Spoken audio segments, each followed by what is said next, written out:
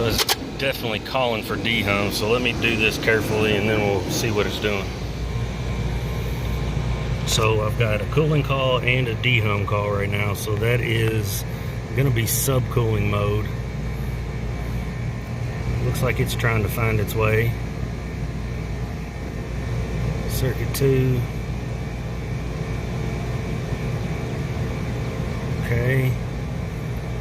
So, I mean, I'm okay with my superheat. I'm running low on my saturated head pressure, coming down a little bit. And I'll bet we're hitting that low pressure. There goes circuit 2.